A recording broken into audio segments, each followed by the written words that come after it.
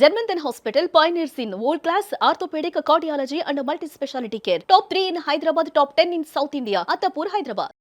High viewers, welcome to Suman TV. Orthopaedic రంగంలోని ఎంతో అనుభవం గడించినటువంటి డాక్టర్ దాదాపుగా 26 సంవత్సరాలకు పైగా అనుభవం గడించి 20,000కు పైగా ఆర్థోపెటిక్ సర్జరీస్ చేసినటువంటి ఆ డాక్టర్ మరెవరో కాదండి, Germanten hospitals chairman and managing director orthopaedic and robotic surgeon doctor Mir Jawad Zarkhan గారు మనతో పాటు ఉన్నారు. సార్, ఇప్పుడు ఇంట్లో పెద్దవాళ్ళు ఉంటారు, సో వయసు మళ్ళిన వాళ్ళు నడవడానికి కూడా ఇబ్బంది పడుతూ ఉంటారు. ఇంట్లో వాళ్ళు కూడా సో వాళ్ళని వాక్ చేయొద్దని ఒక దగ్గర కూర్చోమని చెప్తూ ఉంటారు. బట్ అప్పటికే వాళ్ళకి బోన్స్ వీక్గా ఉంటాయి, మజిల్స్ వీక్గా ఉంటాయి. సో వాళ్ళు స్ట్రెంథనింగ్ చేసుకుంటే ఎంతవరకు బెనిఫిట్ ఉంటుంది, అసలు చేయొచ్చా వాళ్ళు? ఇది చాలా పెద్ద మిస్కన్సెప్షన్, అపోహం. బాడీకి బోన్ డెన్సిటీ పెరగాలంటే బోన్కి లోడ్ బేరింగ్ ఇంపార్టెంట్ అనమాట. Strength training is very important for bones muscles. So strength training అంటే మీరు చిన్న light weights or some gym మజిల్స్లో, ఈవెన్ ఎల్డర్లీ పేషెంట్స్ లేడీస్ కానీ అబౌట్ 60, 70, 80 వాళ్ళు కూడా చేసుకోవచ్చు. అది చాలా మంచిది. దానివల్ల మీకు బోన్ డెన్సిటీ పెరుగుతుంది, ఇంకా మజిల్ డెన్సిటీ పెరుగుతుంది. And only thing proper supervision, gradual light వెయిట్స్తో వాళ్ళకి నేర్పించి చేపించుకుంటే మంచిది. దాని కూడా మంచి protein rich diet and macro nutrients ఇవన్నీ తీసుకుంటే మీ మజిల్ మాస్ అనేది ఉంటుంది. మజిల్ మాస్ చాలా ఇంపార్టెంట్. ఏజింగ్లో మజిల్ మాస్ అనేది తగ్గిపోతూ ఉంటుంది, అంటే ఫ్యాట్ ఎక్కువ కావడం. So muscle mass is very important, bone density is very important. ఇవన్నీ మీకు లాంగిటివిటీలో హెల్ప్ చేస్తుంది, ఇమ్యూనిటీ కూడా పెరుగుతుంది. So strength training is very important for elderly patients also. ఈ రోజుల్లో ఎక్కువగా వినిపిస్తుంది అవాస్కులర్ నెక్రోసిస్. సో ఇది యంగ్స్టర్స్లోనే ఎక్కువగా కనిపిస్తుంది. సో ఎందుకు పెరుగుతూ వస్తుంది? అవాస్కులర్ నెక్రోసిస్ అనేది ఇగ్నోర్ చేయటం వల్లనే సర్జరీ వరకు వెళ్లాల్సిన నెసిటీ వస్తుందా? ఏవియన్ అనేది ఏవాస్కులర్ నెక్రోసిస్ అంటే బ్లడ్ సర్క్యులేషన్ అనేది కామన్ ఎఫెక్టెడ్ అయితే హిప్ జాయింట్స్లో బ్లడ్ సర్క్యులేషన్ అనేది తగ్గిపోతుంది. అయితే దానివల్ల బోన్ అనేది డెడ్ అయిపోతుంది, hip bone mostly femur head మీద. సో ఇది అనేది ఒక కండిషన్. దీనికి 90% అయితే కాజ్ లేదు, ఇడియోపతిక్ అంటాం. కానీ కొన్ని కాజ్ వల్ల కూడా అవుతుంది, ఎస్పెషల్లీ యంగర్ పేషెంట్స్. అంటే స్టిరాయిడ్ యూజ్ వల్ల. ఇప్పుడు కోవిడ్ వచ్చింది, ఆ కోవిడ్లో చాలామంది స్టిరాయిడ్ వాడినారు. అయితే లాట్ ఆఫ్ యంగ్స్టర్స్ దానివల్ల ఇన్సిడెన్స్ పెరిగింది. అంటే ఆ టైంలో lot of heavy dose of steroids అనేది డాక్టర్స్ వాడినారు టు సేవ్ ద లైఫ్ అనమాట. తప్పదు అప్పుడు వాడినారు. బట్ దాని కాంప్లికేషన్ అంటే AVN is one of the dangerous competition steroids వల్ల. So steroids should not be use by anybody. చాలామంది కొంతమంది తెలియకుండా స్టిరాయిడ్స్ వాడతారు, కొన్ని పెయిన్కి ఎక్కువగా యూస్ వాడొద్దు, స్టిరాయిడ్స్ వాడొద్దు. Steroids is a very dangerous thing to bones body. But some conditions like ఆస్మాలో స్టిరాయిడ్స్ పఫ్స్ కూడా వాడే తప్పదనమాట. But they should be supplemented with bone density therapy. Not only calcium, they are different therapies for increasing bone density అనమాట. So ఇది ఒక cause ఏవియన్కి. అప్పుడప్పుడు కొన్ని viral affections కూడా కాజ్ చేయొచ్చు, కానీ చాలా వరకు ఏవియన్కి కాజ్ లేదనమాట. సో ఒకసారి ఏవియన్ వచ్చిందంటే అర్లీ డయాగ్నోసిస్ చాలా ఇంపార్టెంట్ ఏవియన్లో కూడా. అంటే హిప్ పెయిన్స్ ఎవరికైనా వస్తుంది మోర్ దెన్ 1 month అంటే వాళ్ళు డాక్టర్ కన్సల్ట్ చేసుకోవాలా. ఇఫ్ ఈ హిప్ రేంజ్ ఆఫ్ మోషన్లో or hip joint line tenderness చూసి వాళ్ళకి పెయిన్ ఉంటే ఎంఆర్ఐ అడ్వైస్ చేస్తాం మేము. ఎంఆర్ఐలో గ్రేడ్ 1 ఏవియన్ ఉంటే 1 to 2 స్టేజెస్లో there is no need for hip replacement. అంటే మొత్తం హిప్ మార్చే అక్కర్లేదు. అయితే దానికి కోర్ డికంప్రెషన్ అనే ప్రొసీజర్ ఉంది. స్టెమ్ సెల్స్ థెరపీ కూడా ఇస్తాము దానికి మేము. Bone marrow stem cells, core decompression అటువంటిది మేము. ఈవెన్ దానికి ఏమంటే బ్లడ్ సర్క్యులేషన్కి ఇంప్రూవ్ చేయడానికి ఈలియాక్ బోన్ ఆర్టరీ నుంచి వేరే ఆర్టరీ కనెక్ట్ కూడా చేస్తున్నాం మైక్రో సర్జరీ వల్ల. అడ్వాన్స్ టెక్నిక్ అది. బాడీలో ఉన్న బోన్ మ్యారో స్టెమ్ సెల్స్ కూడా ఇంజెక్ట్ చేస్తున్నాం. కోర్ డికంప్రెషన్ ఒక ప్రొసీజర్ అనమాట. సో దీనివల్ల స్టేజ్ 1లో అప్ టు 70% సక్సెస్ కావచ్చు, బట్ 30% స్టిల్ కాకపోవచ్చు. అది ఫ్యాక్ట్. అది అట్లనే గ్రేడ్ 2లో 60% సక్సెస్ కావచ్చు, 40% కాకపోవచ్చు. Ultimately it can even progress, but we still give a chance. అది ప్రోగ్రెస్ అయిందనుకోండి 3-4 స్టేజ్లో, అంటే ఆ టైంలో హిప్ రీప్లేస్మెంట్కి వెళ్ళాలి. టోటల్ హిప్ రీప్లేస్మెంట్ అని ఉంది. Hip replacement is also a very highly successful surgery. Now I am doing from a long time. All my patients are doing excellently. They are able to walk. Even unmarried people, unmarried girls have done a lot of. They have got married, had children. So nothing like I have thousands of patients like that. So only ఎక్స్రేలో కనపడుతుంది, nothing to afraid of it యాక్చువల్గా. ఇప్పుడు మేము robotic టెక్నాలజీతోని ఇప్పుడు మార్చేస్తే, but you should do it perfectly. So you should I'm train in Germany also for hip and knee replacements. So దీనికి మేము ఇప్పుడు కొన్ని ఇంప్లాంట్స్ వాడతాం. దిస్ ఇంప్లాంట్స్ అనేవి నార్మల్గా మెటల్ ఇంప్లాంట్స్ ఉంటాయి, ఆర్ సెరామిక్ ఇంప్లాంట్స్ ఉంటాయి. Ceramic or ceramic poly or metal poly. Metal ఇప్పుడు వాడతలేం, ceramic on poly or ceramic అని. దీని లాంగిట్యూటీ చాలా ఉంది హిప్ రిప్లేస్మెంట్లో. It has a more than 30-40 years కూడా లైఫ్ లాంగ్ కూడా నడవచ్చు సెరామిక్స్తో. So nothing to worry, you have to choose a proper surgeon and proper centre, take the feedbacks. So నాకున్న hip replacement all are very happy. They are able to walk, do everything in their life, nothing.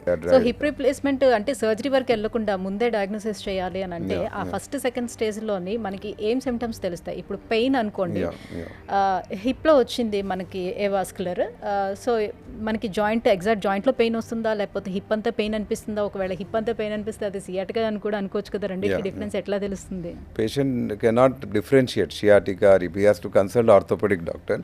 So once orthopaedic doctor examines అంటే hip జాయింట్లో ఉందా తెలిసిపోతుంది మీకు. సియాటికాకి separate symptoms ఉంటాయి, దానికి చేసే clinical ఎగ్జామినేషన్లో ఎస్ఎల్ఆర్టీ, మోటార్ పవర్ ఇవన్నీ చూసి మేము సియాటికా డయాగ్నోస్ చేయవచ్చు క్లినికల్గా. సో దాని కూడా మళ్ళీ టెస్ట్లు ఉన్నాయి. We can do MRI, will definitely show. MRI is very accurate for that also, great one. ఒకసారి చేసుకుని డయాగ్నోస్ చేసుకుంటే tablets unfortunately will not help AVN. They are not ఏవియన్లో is we have to go for some procedure, grade 1, grade 2 అంటే core decompression or stem cells చేసుకోవాలి better, rather than to go for tablets. Especially it's a progressive disorder AVN. So coming to spine sir, ఇప్పుడు ఉండే వాళ్ళల్లో ఎక్కువ youngsters, ఎందుకంటే ఇప్పుడు ఇవి వచ్చేవన్నీ కూడా మ్యాక్సిమం యంగ్స్టర్స్లోనే మనం చూస్తున్నాం.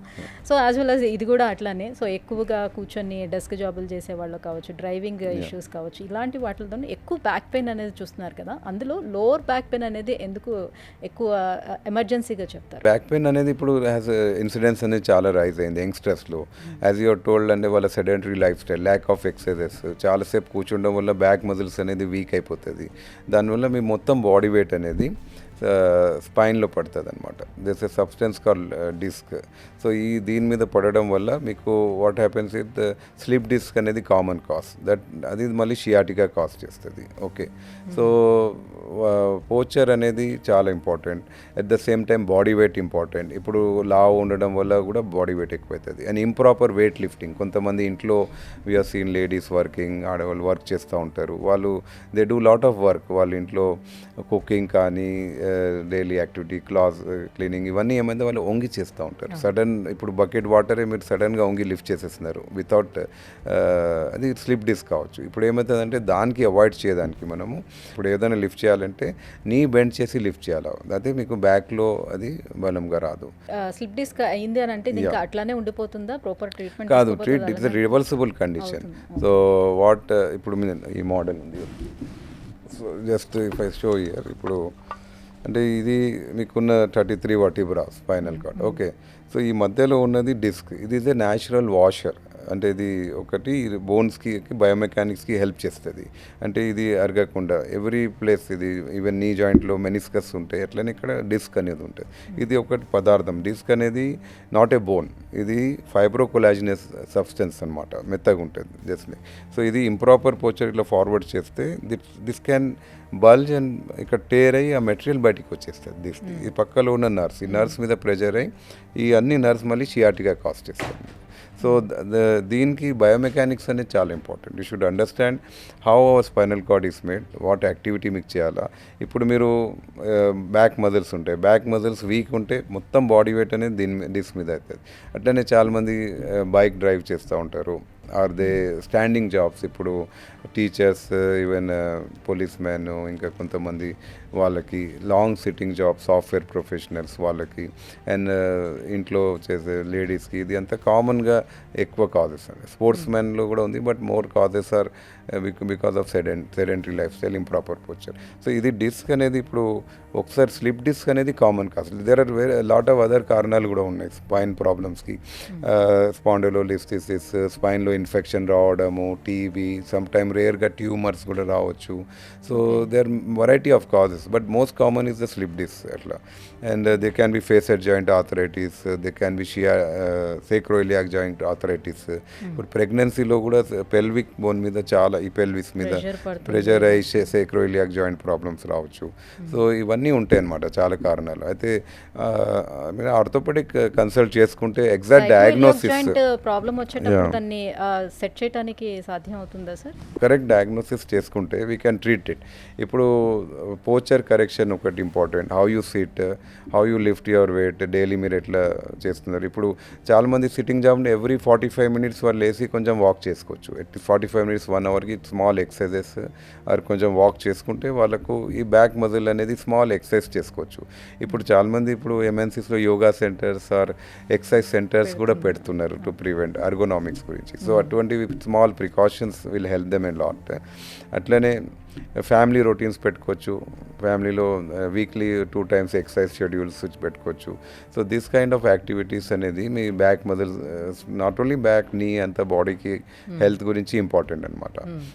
కంటిన్యూస్గా కూర్చొని జాబ్ చేసే వాళ్ళు ఎవరైతే ఉన్నారో ఎంతసేపు కంటిన్యూస్గా కూర్చోవచ్చు? ఆఫ్టర్ దట్ మనం లేవాలి అంటే యావరేజ్గా ఎవ్రీ 1 hour లేసి స్మాల్ వాక్, ఒక 5 minutes వాక్ చేసి కూర్చుంటే కూడా చాలా ఇంపాక్ట్ అవుతుంది అట్లా. అది అండ్ దెన్ మీరు కూర్చునే చైర్ పోస్చర్, మీ పోస్చర్ స్ట్రేట్ కూర్చోవడం, ఇవన్నీ ఇంపార్టెంట్ అట్లా. So regular exercise, body weight maintain చేసుకోవడము, హెవీ అంటే lean body weight, not to become very obese, and protein and muscle mass correct పెట్టుకోవడం, ఇవన్నీ is a core muscle strengthening. Not only back but abdominal muscles, hip muscles, ఇవన్నీ strengthening చేసుకోవాలి. అంటే కొన్ని proper guidance తీసుకోవచ్చు physical ట్రైనర్స్తోని కానీ డాక్టర్స్తోని తీసుకుంటే better. Minimum ఎక్సర్సైజెస్లో at least ఒక 30 minutes వాక్ చేయండి అని చెప్తారు. బట్ ఆ వాకింగ్ అనేది కూడా ఎలాంటి సర్ఫేస్ మీద చేయాలి? So any kind of physical activity మంచిదే వాకింగ్. అంటే if you are not walking, sedentary లేదంటే what happens is you will develop cardiovascular problems, bone health problem, joint అన్నీ వస్తాయి మీకు. So now what happen compared to previous generation, ఇప్పుడు పాత కాలం చాలా walking ఉంటాయి. ఇప్పుడు ఏమైపోయిందంటే సూపర్ మార్కెట్ వెళ్ళే అవసరం లేదు, ఇంట్లోనే మీరు ఫుడ్ తెచ్చుకోవచ్చు, యాప్స్ వచ్చేస్తున్నాయి. So people are avoiding to go to walking. Physical తగ్గిపోయింది, అన్నీ మీకు ఇంట్లోనే కావాలా, కూర్చొని కావాలంటున్నారు. So physical activity has gone. So now ఒక మ్యాండేటరీ నేను అనేదంటే మీకు 10,000 వాకింగ్ స్టెప్స్ అనేది కంపల్సరీ మీరు చేసుకోవాలి. అంటే what you have to do అంటే ఒక డిజిటల్ వాచ్ అనేది అందరు పెట్టుకుంటే మంచిది. అట్లనే ఒక వేయింగ్ మెషిన్ పెట్టుకోవచ్చు, స్మాల్ మెజర్స్ డైలీ వేయింగ్ మెషిన్స్లో కూడా ఇప్పుడు అడ్వాన్స్ వేయింగ్ మెషిన్స్ వస్తున్నాయి. ఈవెన్ ప్రోటీన్, ఫ్యాట్ మాస్ కూడా తెలిసిపోతుంది. అట్లనే స్మాల్ మెజర్స్, వాకింగ్ అనేది హ్యాబిట్. ఇప్పుడు మీరు ఇంట్లో ఎవ్రీ 1 hour నడుస్తున్నారు, అట్లనే ఏదో తెచ్చుకోవాలంటే మీరు వెళ్ళి వాక్ చేసి నడుచుకోవడం బెటర్. ఎక్కడైనా కార్ పార్క్ చేస్తే దూరం పార్క్ చేసి నడుచుకుంటూ వెళ్ళండి, కొంచెం వాక్ అయిపోతుంది. Because time is the factor, అందరు టైం ల్యాకింగ్ ఉంది. But you make some habit of walking daily. Apart from walking, only walking కాకుండా కొన్ని ఎక్సర్సైజ్ కూడా చేయాలి, లోడ్ బేరింగ్ ఎక్సర్సైజ్. అంటే ఓన్లీ వాకింగ్తో బోన్ స్ట్రెంత్ రాదు, యాజ్ వెల్ యాజ్ ఆర్థోపెడిక్. అయితే మీరు కొన్ని జిమ్ ఎక్సర్సైజ్, చిన్న స్మాల్ కఫ్ వెయిట్స్ పెట్టుకొని నీ స్ట్రెంథింగ్, క్వాడ్రిసెప్, హ్యామ్స్ట్రింగ్ చేసుకోవచ్చు అపార్ట్ ఫ్రమ్ వాకింగ్. అట్లనే ఒక లావ్ ఉన్న వాళ్ళు, ఒబేస్ ఉన్న వాళ్ళు సడన్గా వాకింగ్, రన్నింగ్ చేయొద్దు. Jogging will be very harmful to them. Obese ఉండి జాగింగ్ సడన్గా వాళ్ళకి మోటివేషన్ వచ్చి పరిగెత్తి నేను బరువు లేపాలంటే ముఖాలు అరిగిపోతాయి. సో వాళ్ళు ముందు కొంచెం నీ ఎక్సర్సైజ్ చేసుకోవాలి. ఒక 15 days నీకి బాగా స్ట్రెంథింగ్ చేసుకొని దెన్ దే డూ వాకింగ్. అట్లనే ఏదైనా ఎక్సర్సైజ్, షోల్డర్ ఎక్సర్సైజు, సడన్గా వెళ్ళి బ్యాడ్మింటన్ ఆడడం, ఇప్పుడు మీకు సడన్ మోటివేషన్ వచ్చి ఆడేస్తున్నాం అట్లా కాదు. యంగ్స్టర్స్లో జాయింట్స్ మొబిలిటీ ఎక్కువ ఉంటుంది, లిగమెంట్ అనేది స్ట్రెంత్ బాగుంటుంది, దే ఆర్ ఫ్లెక్సిబుల్. అంటే దే ఆర్ న్యాచురల్గా లిగమెంట్స్ చుట్టుపక్కల are strong and they are mobile. వాళ్ళు ఇమీడియట్గా షటిల్ ఆడితే, బ్యాడ్మింటన్, టెన్నిస్ ఆడితే ఏం కాదు. బట్ ఏజ్ 40-50+ వాళ్ళు చాలా రోజులు ఆడకుండా సడన్ వెళ్తే they can damage the ligaments. వాళ్ళు ముందు స్ట్రెచింగ్ చేసుకోవాలి ఫస్ట్ వన్. ఇప్పుడు 50% టైం స్ట్రెచింగ్లో చేయాల్సి వస్తుంది. As you are more elder you should spend more time in stretching చేసుకొని మళ్ళీ మీరు స్పోర్ట్స్ ఆడాలా. Then you will not damage your ligaments అనమాట. కరెక్ట్. చాలా మంది కూడా సార్ ఇప్పుడు ప్రోటీన్ ఎక్కువగా తీసుకోవటం వల్ల వెయిట్ గెయిన్ అయిపోతామేమోనని కంప్లీట్గా నాన్ వెజ్తో వచ్చినటువంటి ప్రోటీన్ ఏదో ఉందో అది కంప్లీట్గా అది బంద్ చేసేసి మనకి మిల్క్తో వచ్చినటువంటి ప్రోటీన్స్ ఏవైతే ఉన్నాయో వేగన్ అలాంటివి తీసుకుంటున్నారు. అవి ఎంతవరకు మన మజిల్కి బోన్కి ఆ స్ట్రెంథనింగ్ అనేది ఇస్తుంది? యా, మిల్క్లో ప్రోటీన్ ఉంది, but more are vegetables like మీకు పల్సెస్, దాల్ ఉంటుంది. They are rich in protein వెజిటేరియన్స్కి. నాన్ వెజ్ అయితే rich in protein. Lean fish కానీ చికెన్, రెడ్ మీట్స్ అవాయిడ్ చేయకుండా తీసుకోవచ్చు. But protein sources are many. మీకు చాలా వరకు కార్బోహైడ్రేట్స్ అనేది ఇప్పుడు రైస్, రోటీస్లో ఉంటుంది. బట్ ప్రోటీన్ అనేది మీకు పల్సెస్, దాల్, వెజిటేబుల్స్ ఇవన్నీ దీంట్లో బాగుంటాయి. సో ప్రోటీన్ డయట్ అనేది చాలా ఇంపార్టెంట్. మిల్క్లో కూడా ప్రోటీన్ ఉంటుంది. ఒకవేళ వెజిటేరియన్ ఆర్ ల్యాకింగ్ ప్రోటీన్ అంటే ప్రోటీన్ పౌడర్ తీసుకోవచ్చు. This nothing wrong in it. Especially vegetarians అనమాట. After a certain age protein mass తక్కువ ఉందంటే, because protein is very important for muscle mass and antibodies, immunity, ఇవన్నీ ప్రోటీన్కి సంబంధించినవి. Healing of infections plus longevity ఫ్యాక్టర్స్లో కూడా protein అనేది చాలా ఇంపార్టెంట్. అట్లా అట్లనే కొన్ని వేరే పదార్థాలు కూడా there is lot of research goings on peptides కూడా ఉన్నాయి. So still they are not fully approval. So lot of research is going on those products also for increase longevity అనమాట. సార్ ఇప్పుడు calcium rich based foods, Indian foods 3 ఏవైనా ఉంటే దాన్ని suggest చేస్తారా? Yeah, if you are asking for 3 foods అంటే మీరు first number 1 రాగి. రాగి హ్యాస్ లాట్ ఆఫ్ కాల్షియం. దాంట్లో మీకు ఆల్మోస్ట్ 100 గ్రామ్స్లో మీకు 350 mg వరకు రావచ్చు, 350 to 400 mg. అట్లనే చీజ్ అనేది చాలా రిచ్ ఇన్ కాల్షియం. అది 100 గ్రామ్ చీజ్లో మీకు ఆల్మోస్ట్ 1100-1200 mg ఆఫ్ కాల్షియం రావచ్చు. దాని తర్వాత థర్డ్ చాలా రిచ్ సోర్స్ అంటే సీసెమ్, తిల్. సో ఇది 3 చాలా రిచ్ ఇన్ ఫస్ట్ నెంబర్ 1 పెట్టుకోవచ్చు మీరు. అట్లనే అపార్ట్ ఫ్రమ్ ఆల్ బదులుగా ఈ ఫుడ్ యూస్ చేస్తే you can cover the calcium. అందరికీ కూడా వైటమిన్ డి డెఫిషియన్సీ అనేది మ్యాక్సిమం కనిపిస్తుంది మెంబర్స్లో అని చెప్తూ వస్తున్నారు. సో బాడీలో మనకి ఎక్కడ ఏ చిన్న జాయింట్స్ పెయిన్ వచ్చినా కూడా ఎవరికి వాళ్ళే డయాగ్నోస్ చేసుకుంటూ నాకు వైటమిన్ డి లోపం ఉందేమోనని వాళ్ళే వైటమిన్ డికి సంబంధించినటువంటి ఇంజెక్షన్స్ కావచ్చు, సో మెడిసిన్స్ ఏవైతే ఉన్నాయో అవి వాళ్ళు తీసుకోవడం జరుగుతుంది. సో ఇది ఎంతవరకు అది బాడీకి హెల్ప్ చేస్తుంది? ఎవరికి వాళ్ళు అలా తీసుకోవచ్చా? అసలు ఒకవేళ డోసుకి మించి తీసుకుంటే ఏం జరుగుతుంది? వైటమిన్ డి అనేది డెఫినెట్లీ ఎక్సెస్ తీసుకుంటే there is a damage, harm ఉంటుంది. వైటమిన్ డి టాక్సిసిటీ అనేది వస్తుంది. అది మీకు ఆల్వేస్ దేర్ సింపుల్ టెస్ట్ ఉంటాయి వైటమిన్ డి. దాంట్లో కూడా యాక్టివ్ వైటమిన్ డి టెస్ట్ అనేది కొన్ని టెస్ట్ ఉంటాయి అనమాట. యాక్టివ్ వైటమిన్ డి లెవెల్స్ తెచ్చుకోవడం మంచిది రాదర్ దెన్ స్పెసిఫిక్ టెస్ట్ చేయాలి. So that doctor can guide you. మాకున్న ఇప్పుడు ఇండియాలో వీఆర్ రిచ్ ఇన్ సన్షైన్ అనేది బాగుంది. But unfortunately we don't expose. మేము ఇంట్లోనే ఉంటాము, కార్లో వెళ్తూ ఉంటాము. So lot of professionals are not expose to sunlight. Even though we are having sunlight is rich in vitamin D. 15-20 minutes వీక్లో 2 times half an hour expose చేస్తే కూడా will get vitamin D. But darker skin ఉన్న వాళ్ళకి melanocyte అనేది ఎక్కువ ఉంటుంది. So this melanocytes which are there in the skin, అది they will interfere in taking the adequate vitamin for darker skin compared to lighter skin. అట్లనే sunscreen అట్లా వాడితే కూడా విటమిన్ డి అబ్జర్వ్ కాదు. సో మీకు నార్మల్గా ఈ ఫ్యాక్టర్స్ ఉంటాయి. సో ఇఫ్ యూర్ ఇండియాలో అయితే almost lot of people have vitamin D deficiency. కొన్ని టెస్ట్ ఉంటాయి. సో అట్లా ఉంటే ఈవెన్ దో ఇంజెక్షన్స్ తీసుకున్నా కూడా చాలా మందికి అది బాడీ అబ్జర్వ్ చేసుకోపోవడానికి రీజన్స్ ఏమైనా ఉండొచ్చా? సో వాళ్ళు there is it's a fat observable. మీకు బాడీలో దాని కూడా you should have other vitamins, macronutrients, vitamin K, magnesium, fat ఇవన్నీ ఉంటాయి అనమాట. So you should have a balance diet. దాని గురించి ఓన్లీ విటమిన్ డి కాదు, అన్నీ తీసుకోవాలి. ఇప్పుడు కాల్షియం డైట్ కూడా బాగుండాలా. సో ఇవన్నీ ఉంటే ఏం ప్రాబ్లం కాదు. అండ్ విటమిన్ డి అనేది ఫ్రీక్వెంట్గా వీక్లీ కూడా కాదు, ఎవ్రీ ఫ్యామిలీ మెంబర్ మంత్లో ఒక టైం యాజ్ ఏ రొటీన్ ఒకలాగా ఆల్ ఫ్యామిలీ మెంబర్స్ ఒక 60,000 IU విటమిన్ డి తీసుకుంటే కూడా సరిపోతుంది మంత్లీ 1 time అట్లా. Okay. So everybody vitamin D cover అయిపోతుంది. సో సమ్ హ్యాబిట్స్ చేసుకోవాల్సి వస్తుంది, lack of time. We should make a routine. But thank you sir, thank you so much.